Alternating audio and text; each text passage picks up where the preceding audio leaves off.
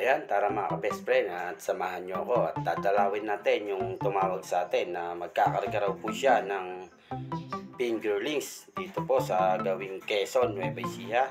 Ayan, salamat sir at sa amin ng napili mo na pagkuhanan ng mga fingerlings na alagaan mo. At di po tayo papayag mga ka-best friend na hindi po natin nakikita yung pispan niya magkakarga po siya ng ura-urada.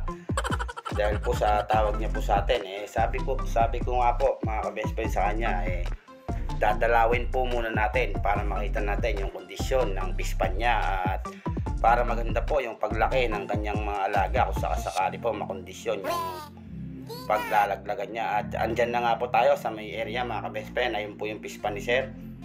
Bibisitahin po natin nang makita po natin ng personal kung gaano po kaganda. Ayan, maganda nga po yung pispan ni sir mga ka-best friend at puro damo po yung gilid. Nakita nyo naman po, tuyong-tuyo po siya pero puro damo po yung nasa gilid niya mga ka-best friend.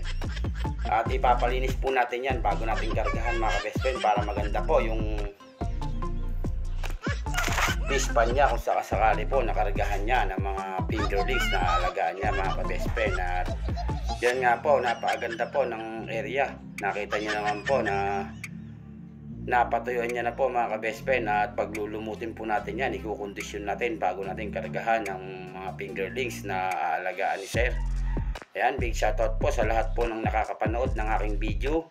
Salamat po mga ka-best friend at nandyan po kayo para sa akin mga ka-best friend at tuloy-tuloy lang po yung pagsuporta sa aking FB page at YouTube channel at mas marami pa pong video na i-upload ko sa aking YouTube at FB page para sa inyo mga ka-best friend. At nakita nyo naman po kung gaano po kaganda yung pispan ni sir. Maluwang din po yan mga ka-best friend. Nasa 200 square meter po siguro yung area na yan mga ka-best friend. At kakargahan daw po ni sir ng mga 10,000 na fingerlings. Pang sample pa lang daw po ng kanyang pag-aalaga ng hito at tilapia raw po kasi yung kinarga dyan nung mga nakakaraan na panahon o buwan mga ka-best friend. At yung mga tilapia po binibilang po sa mga nangungurente po. Sabi ko napakaganda po ng pispan nyo. Yung iba nga po sa concrete po nag-aalaga, kayo po may pispan po kayo sarili.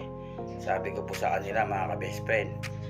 Ayan, sa mga naghahanap po ng pangarga o naghahanap po ng fingerlings na maalagaan, i-PM nyo lang po ako mga ka-best friend. At wala po tayong pag-uusapan sa presyo. Siyempre presyong pangmasa lang po ibibigay ko sa inyo na presyo mga ka-best friend, lalong lalo na po sa mga nag-uumpisa. At yan nga po yung ikakarga natin, bali 2 to 3 inches po yan mga ka-best friend.